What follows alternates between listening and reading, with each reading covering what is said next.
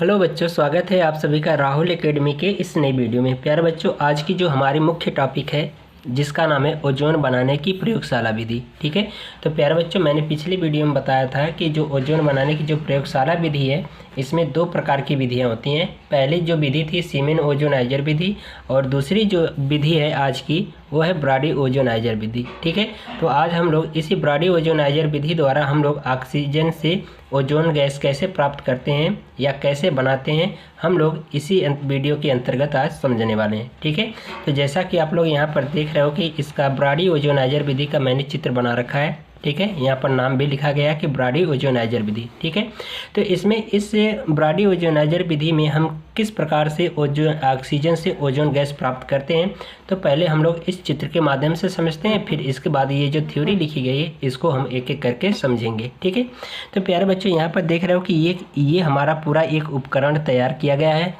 और इस पूरे उपकरण को हम कहते हैं ब्रॉडी ओजोनाइजर विधि। ठीक है, तो यहाँ पर देख रहे हो कि एक नली है, ये नली, और इस नली में हम लोग क्या करते हैं कि सांद्र सल्फ्यूरिक अम्ल यानी H2SO4 को इसको हम कहेंगे अंदर की नली, और इस अंदर की नली में हम क्या करते हैं सांद्र सल्फ्यूरिक अम्ल यानी H2SO4 को भर देते हैं, और इस सांद्र सल्फ्यूरिक अम्ल में हम क्या करते हैं कॉपर का या फिर प्लेटिनम धातु की एक छड़ को लटका देते हैं। ठीक है, फिर इसके बाद इस पूरे उपकरण में, ठीक है, ये जो पूरा उपकरण है इस पूरे उपकरण में भी क्या करते हैं सांद्र सल्फ्यूरिक अम्ल यानी H2SO4 को भी भर देते हैं, और इसमें भी इस पूरे उपकरण में भी हम क्या करते हैं कॉपर का या फिर प्लेटिनम धातु की एक रॉड लटका देते हैं यानी एक छड़ लटका देते हैं, जो कि ये दोनों छड़ें हमारा क्या करते हैं एक इलेक्ट्रोड का कार्य करती हैं, और इन दोनों इलेक्ट्रोडों को यानी कि इन दोनों जो धातु की जो छड़ें हैं कॉपर या फिर प्लेटिनम का, तो मैंने यहाँ पर कॉपर का वायर लिया है। ठीक है, आप प्लेटिनम का भी यहाँ पर लिख सकते हैं।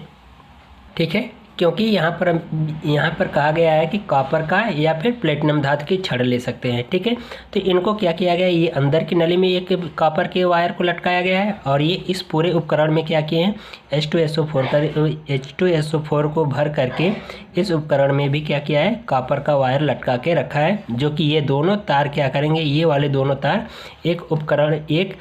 इलेक्ट्रोड का कार्य करेंगे, और इन दोनों इलेक्ट्रोडों को क्या करते हैं कि टू द इंडक्शन कॉइल यानी कि प्रेरण कुंडली द्वारा इनको क्या करते हैं जोड़ देते हैं। ठीक है, और इस प्रेरण कुंडली में हम क्या करते हैं नीरो विद्युत विसर्जन को प्रवाहित करते हैं या फिर इसी में हम कहते हैं शांत विद्युत विसर्जन। ठीक है, यानी कि इस प्रेरण कुंडली में हम क्या करते हैं नीरो विद्युत विसर्जन या शांत विद्युत विसर्जन को इसमें क्या करते हैं प्रवाहित करते हैं। ठीक है, फिर इसके बाद इस नली के द्वारा यहाँ पर लिखा गया ड्राई ऑक्सीजन यानी शुष्क ऑक्सीजन, ये जो शुष्क ऑक्सीजन होगा ये शुद्ध होगा और शुष्क होगा, और इस ऑक्सीजन को इस नली के द्वारा इस उपकरण के अंदर क्या करते हैं प्रवाहित करते हैं। ठीक है, जैसे ही यहाँ से शुष्क और शुद्ध ऑक्सीजन यहाँ पर इस नली के अंदर प्रवाहित होता है, तुरंत ये ऑक्सीजन जो है ओजोन के रूप में परिवर्तित हो जाती है, और इस नली द्वारा हम क्या करते हैं यहाँ पर क्या करते हैं ओजोनाइड ऑक्सीजन, और इस नली द्वारा जो हमारा ऑक्सीजन है वो ओजोन में परिवर्तित होकर के हम यहाँ से कितना 10% प्राप्त कर पाते हैं। ठीक है, यहाँ से ऑक्सीजन यानी कि जो ओजोन है हम कितना प्राप्त कर पाते हैं 10% ओजोन को प्राप्त कर पाते हैं। ठीक है, तो एक बार फिर से समझिए, यहाँ पर ये कहा गया कि ये देख रहे हो कि ये अंदर की नली, ये पूरा उपकरण जो ब्रॉडी ओजोनाइजर का है, और इस पूरे उपकरण में देख रहे हो कि अंदर की नली लगी है जिसमें हम क्या करते हैं सांद्र सल्फ्यूरिक अम्ल यानी डाइल्यूट H2SO4 यानी कि सांद्र सल्फ्यूरिक अम्ल को इस अंदर वाली नली में भर देते हैं, और भरने के बाद इस सांद्र सल्फ्यूरिक अम्ल में कॉपर का वायर या फिर प्लेटिनम का वायर इसमें यानी तार को लटका देते हैं। फिर उसके बाद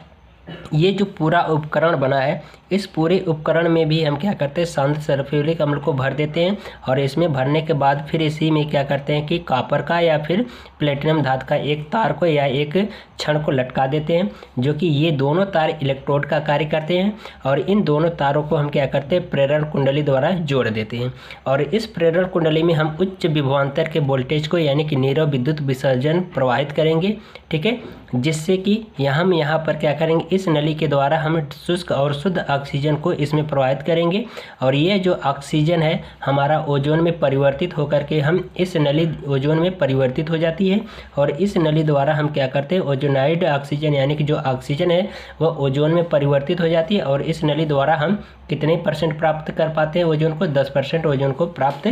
कर लेते हैं। तो ये जो विधि हमारी कहलाती है ब्रॉडी ओजोनाइजर विधि और इस ओजोनाइजर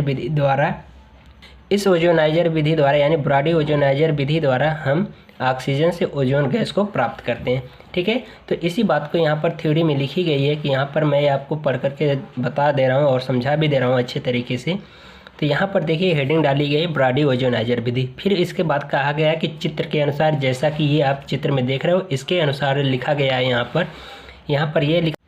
अंदर की नली में तनु सल्फ्यूरिक अम्ल भरकर उसमें एक प्लेटिनम या कॉपर का तार डुबाकर रख देते हैं। यानी कि जैसा चित्र में देख रहे हो कि ये अंदर की नली है और इस अंदर की नली में क्या करते तनु H2SO4 को भर करके इसमें क्या करते कॉपर का या फिर प्लेटिनम के तार को डुबा करके रखा गया है या रख देते हैं। ठीक है, फिर इसके बाद आगे देखिए क्या कहा जा रहा है। इसमें यह कहा जा रहा है कि और पूरे उपकरण में तनु सल्फ्यूरिक अम्ल से भरे पात्र में रख देते हैं। यानी कि फिर इस पूरे उपकरण में तनु सल्फ्यूरिक अम्ल को क्या करते हैं इस पूरे पात्र को तनु सल्फ्यूरिक अम्ल से भर करके क्या करते हैं इसमें भी एक कॉपर का या फिर प्लेटिनम का एक तार इसमें लटका देते हैं। फिर इसके बाद कहा जा रहा है आगे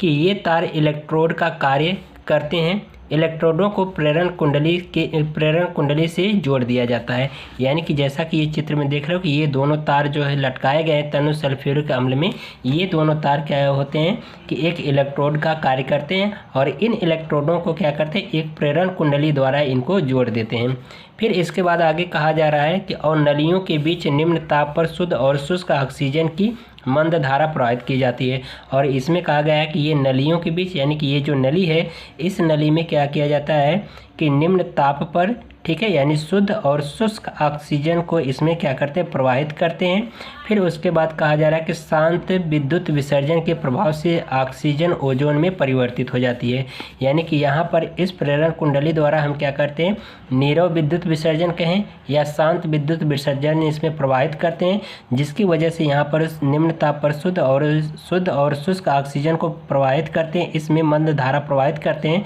जिससे यह ऑक्सीजन क्या होता है कि ओजोन में परिवर्तित हो जाता है। फिर इसके बाद आगे कह रहा है कि प्राप्त ओजोनित ऑक्सीजन से ओजोन 10% प्राप्त होती है। यानी कि फिर इसके बाद यही जो ऑक्सीजन यहाँ से प्रवाहित किया जा रहा है यह ऑक्सीजन क्या होता है कि ओजोन में परिवर्तित हो जाता है और इस नली के द्वारा हम यहाँ पर क्या करते हैं जो ओजोनीकृत ऑक्सीजन है वह ओजोन के रूप में कितना प्राप्त होती है 10% प्राप्त हो जाती है।